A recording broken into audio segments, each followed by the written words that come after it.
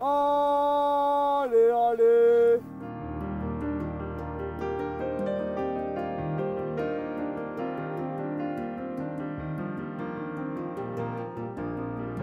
Bonjour, c'est Coralie. Aujourd'hui, je vous amène sur la commune de Fonrieux et nous allons aller sur une célèbre tourbière, la fameuse tourbière de Canroute, que je vous invite, si vous ne la connaissez pas, à aller visiter. Et nous allons retrouver Nicolas, chargé de mission au Conservatoire d'espaces naturels d'Occitanie. 1, 2, 3, 4. Moi, je respecte les zones humides, humblement, parfois je les visite. Elles émanent des bonnes ondes, elles sont l'origine du monde. Salut Nicolas, Salut Coralie. ça va? Bien et toi? Impeccable. Alors on s'était déjà croisés lors d'une précédente vidéo, mais bon, pour ceux qui ne l'auraient pas vu ou qui ne te connaissent pas, est-ce que tu peux à nouveau te présenter s'il te plaît? Oui, avec plaisir. Donc Nicolas Delerieux, je suis chargé de mission territoriale au sein du Conservatoire d'espaces naturels d'Occitanie et je dépends de l'antenne du Tarn. Du coup, Nicolas, là, nous sommes sur la fameuse tourbière de Canroute.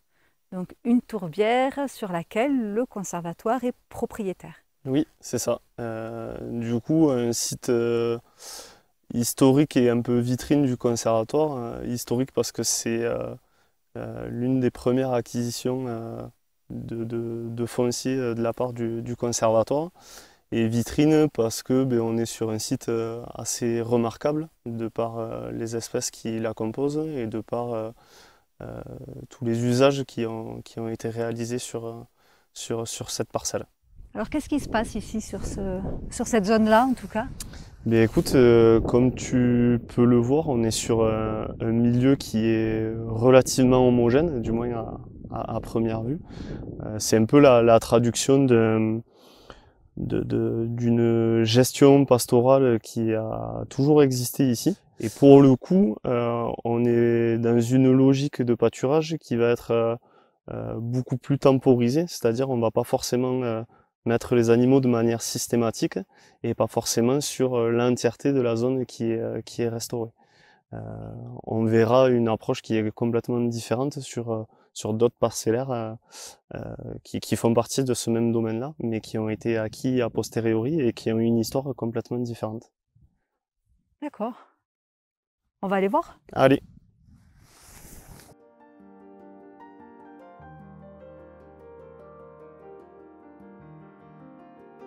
Donc, toi, Alexandre, tu es aussi salarié du conservatoire? Oui. C'est bien ça. Alors, du coup, c'est quoi ta mission? Alors moi je suis technicien de travaux génie écologique.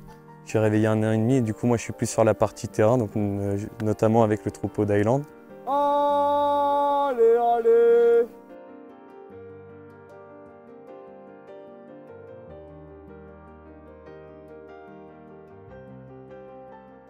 Du coup, alors, explique-nous un peu sur cet espace-là, Ouais. ce qui se passe et ce Mais- que vous avez mis en place. On a vu tout à l'heure, tu vois, la partie historique où il y a toujours eu un usage, notamment pastoral, avec un milieu globalement en bon état de conservation.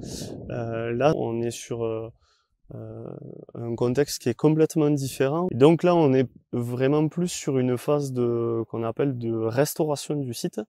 Et comme je te l'expliquais tout à l'heure, les vaches sont un outil à cette restauration-là.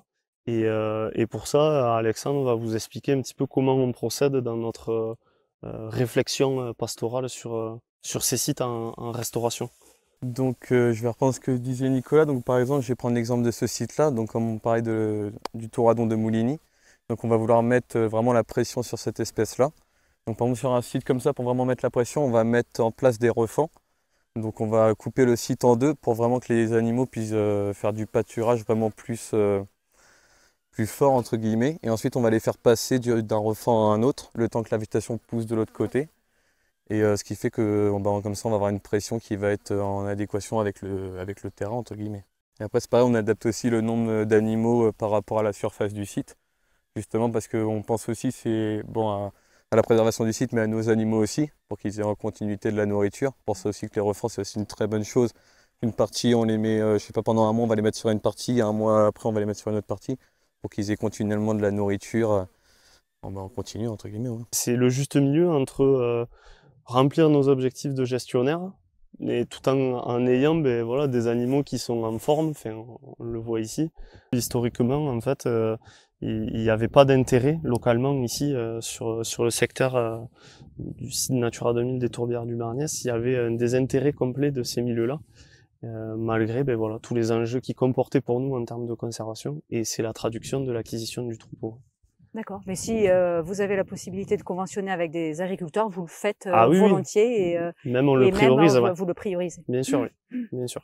Merci beaucoup, Nicolas, du temps que tu nous as consacré et surtout de nous avoir partagé ton quotidien et puis ce que le conservatoire fait sur le territoire, en fait. Et merci à toi, Coralie, pour faire vivre quand même tous les acteurs de la montagne et promouvoir ce que nous on fait, mais ce que aussi les éleveurs et autres collectivités font sur le territoire des Monts de Laconne et de la montagne nord. Oui, parce qu'on se rend compte que quand même il y a de nombreux acteurs qui s'intéressent aux zones humides et qui visent à les préserver. Et du coup, c'est vrai que ça fait un maillage au niveau du territoire pour maintenir ces milieux en tout cas et pour préserver leur fonctionnalité. Ensemble, on va plus loin. Merci encore, Nicolas. À bientôt. Allez, à 10 chats. Au revoir. Bye.